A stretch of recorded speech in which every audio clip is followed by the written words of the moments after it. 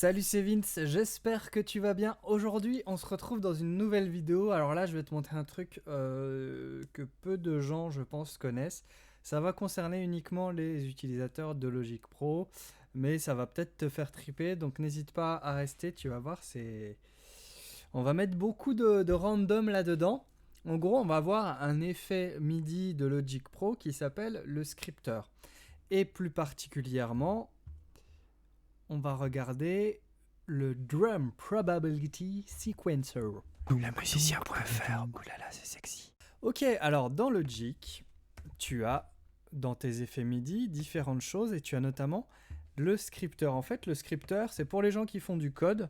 Tu peux, si tu veux, toi-même créer du code pour créer une espèce d'effet MIDI avec le code en gros. Donc moi j'y connais rien en programmation, ça c'est pas la question, mais si jamais ça t'intéresse de coder des effets MIDI, tu peux le faire là-dedans. Surtout c'est qu'il y a pas mal de comment dire pas mal de presets à tester, arpégiator, harmonisor, voilà, modulation de glissando, de la molette de modulation, enfin voilà. Il y a plein de choses à tester, et notamment le Drum Probability Sequencer. En gros, ça te crée un truc aléatoire pour tes drums. En gros, on va voir ça un peu plus en détail. Ok ? Juste avant, si jamais ça t'intéresse qu'on fasse un peu plus le tour de ces effets MIDI, notamment du scripter, parce qu'il y a des choses qui sont vachement intéressantes, surtout si tu fais de l'électro, n'hésite pas à me le dire dans les commentaires. Alors donc, je vais fermer celui-là. Hop.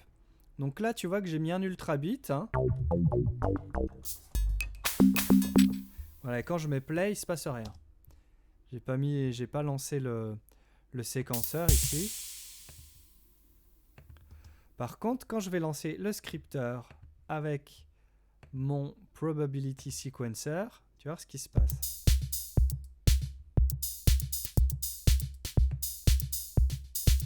Voilà, il me lance en fait un séquenceur. Alors, on va ouvrir comme ça la fenêtre. Alors moi, j'ai des bugs de visualisation. Mais en gros, tu as un séquenceur à 4 voix. Ça veut dire qu'il va jouer potentiellement jusqu'à 4 notes. Et sur lesquelles, en fait, tu as 16 pas. Donc vraiment comme un séquenceur quoi, de 16 pas. Et sur lesquels tu vas pouvoir définir une probabilité pour laquelle il va jouer cette note ou non. Regarde, je vais te montrer. Alors, je vais désactiver les autres notes. Hop. Alors là, j'ai des petits problèmes d'affichage, donc je suis obligé de réduire comme ça. Voilà. Donc, on va revenir. Du coup, si je désactive toutes les notes,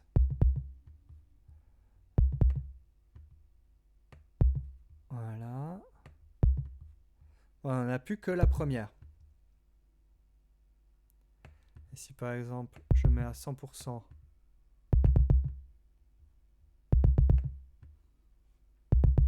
je peux évidemment augmenter le swing.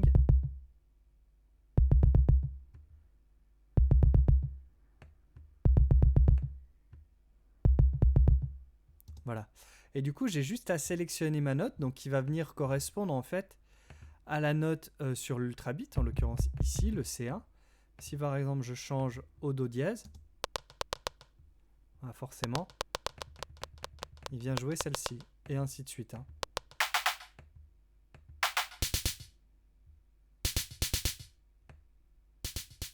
On peut régler la vélocité.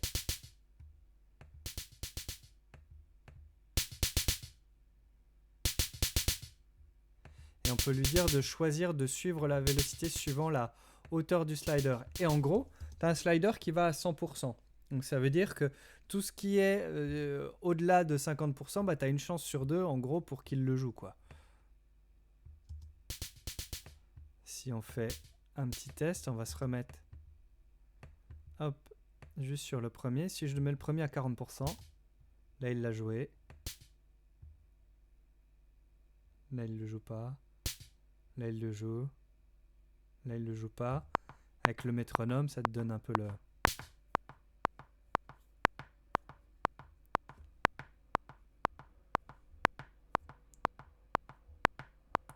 Voilà, si je l'augmente par exemple à 85%, là il va quasiment le jouer à chaque fois.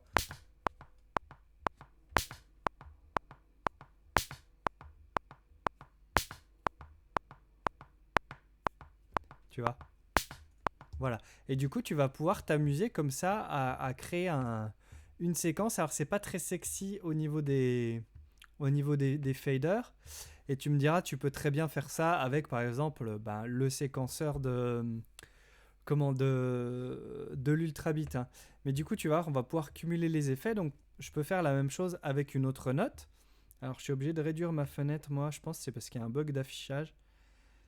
Hop, pour avoir la deuxième note, donc la deuxième voix. Et du coup, j'ai juste à choisir quelle note je veux mettre.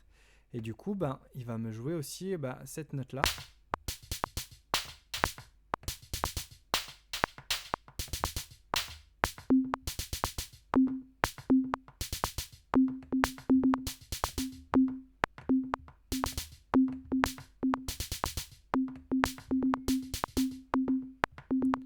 Voilà, et ainsi de suite.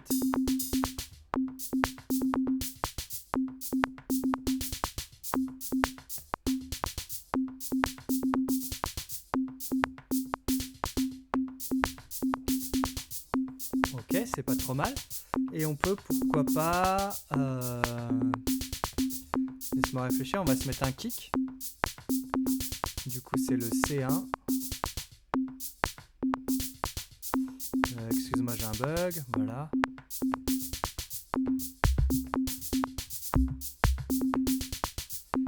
Et si on veut le mettre tous les 4 temps...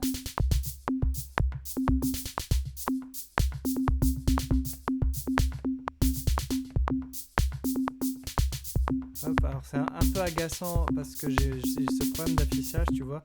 Je passe du step 2 au step 10. Donc c'est un peu emmerdant pour construire sereinement. Je pense que c'est parce que mon écran est pas assez grand. Vu que je suis sur le MacBook, c'est un peu emmerdant, tu me diras, mais c'est comme ça.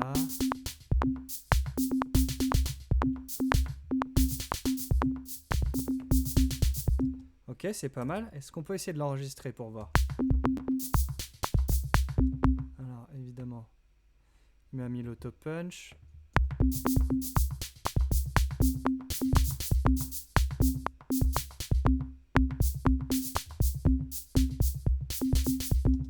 Alors non, il ne l'enregistre pas. Ok, bon, c'est à savoir. Je voulais tester. Alors voilà, ça c'est un premier truc. C'est pas mal parce que ça va te permettre de faire des choses assez random auxquelles on n'aurait pas forcément pensé, hein.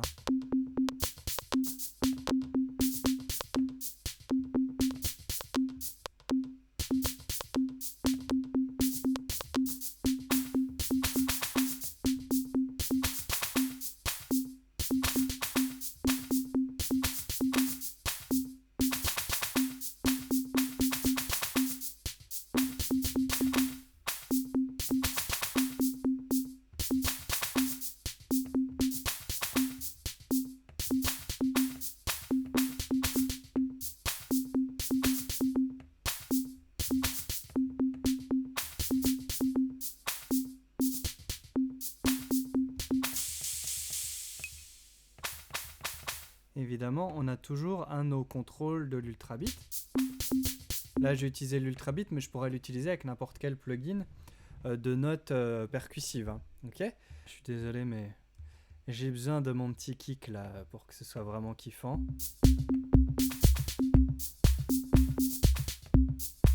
Alors, c'est rigolo. Donc là, j'ai à peu près le début, ok ? Maintenant, on pourrait se dire, pourquoi pas l'utiliser sur des instruments mélodiques ?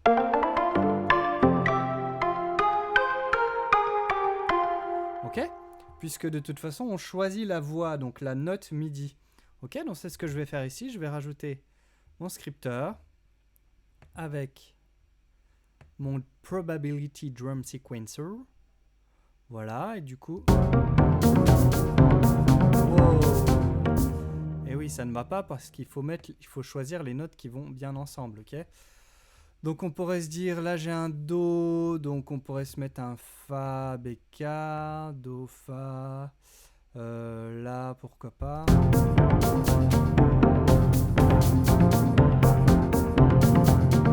Et un Do aigu.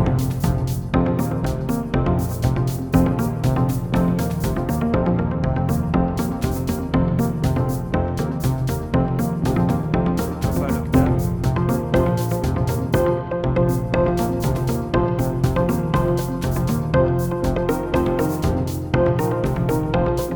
Bon, alors là, tu vois, je le fais un petit peu à la truelle, évidemment, pour les besoins de ce tutoriel, vu que je fais les choses en direct, pour que tu comprennes un peu où on va chercher les éléments. Mais ce qui est bien, c'est qu'en fait, c'est comme une chaîne d'insert, les effets MIDI, tu peux en enchaîner plusieurs à la suite. Et du coup, le scripteur va jouer dans un autre effet.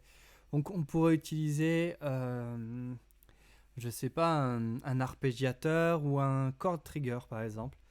Et en gros, le chord trigger te permet de lancer des accords, hein, tout simplement. Ok, donc j'ai le Do.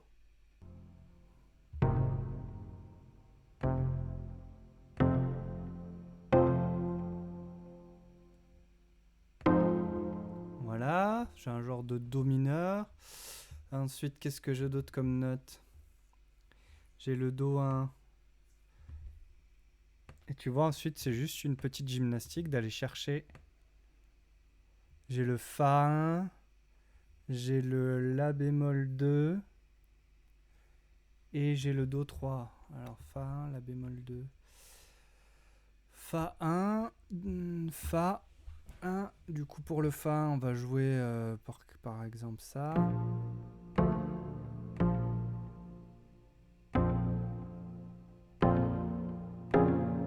Voilà. La bémol 2, je crois.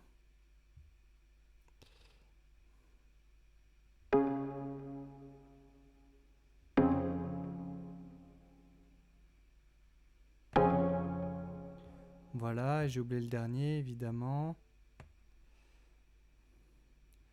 F1, La bémol. Et le Do 3. Et le Do 3 qui va correspondre à celui-là, celui-là. Do, Do. Ok.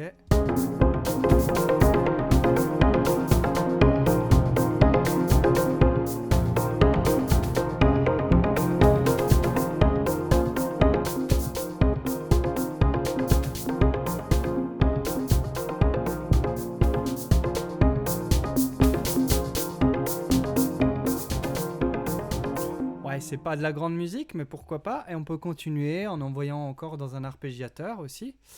On va mettre le mode latch pour que l'arpégiateur continue de jouer même quand la note se coupe. Et voyons voir comme ça.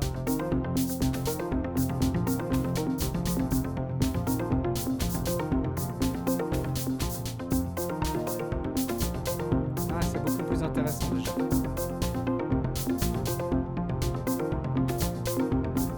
On l'envoie dans un petit delay.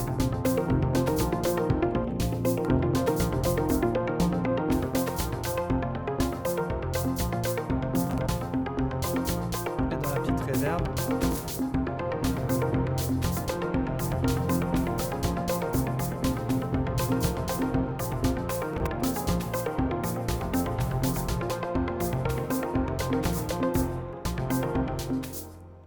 Ok.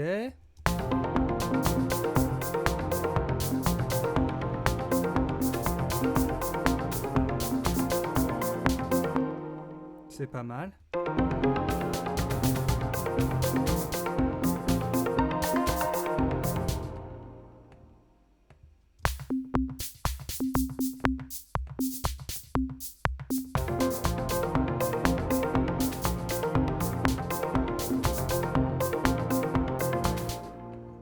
Alors le seul problème, tu vois, c'est que je n'arrive pas à extraire, à enregistrer en fait les notes MIDI. Alors je sais pas d'où ça vient.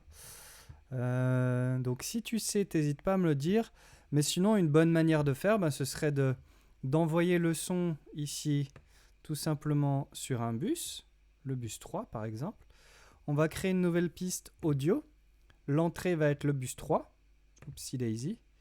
Bus 3. Du coup, en fait, l'audio qui vient de ce plug va rentrer dans cette piste. Voilà.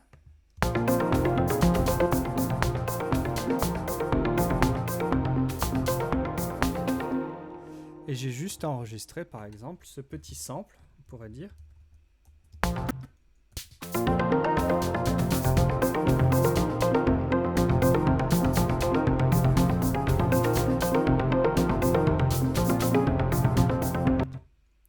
Voilà, et du coup, j'ai mon petit sample.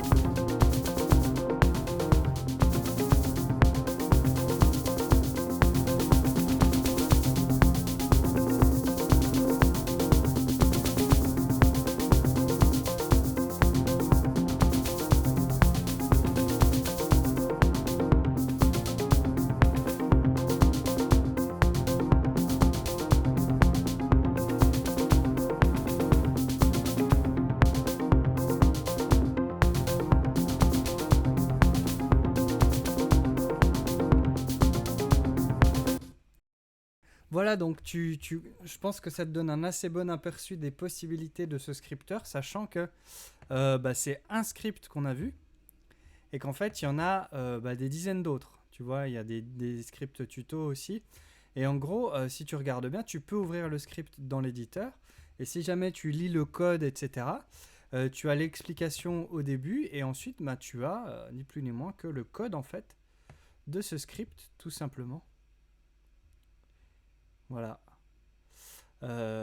Et donc, je suppose que si tu viens bidouiller là-dedans, tu peux modifier les paramètres de ce script. Sachant que moi, personnellement, je n'irai pas me foutre là-dedans parce que je n'y connais rien. Voilà, j'espère que cette vidéo t'aura été utile, en tout cas t'aura intrigué, t'aura incité à aller tester. Si tu fais de l'électro, ça peut t'ouvrir pas mal de portes parce que ça permet vraiment des choses. Là, mes exemples n'étaient pas ouf, hein, je suis assez d'accord.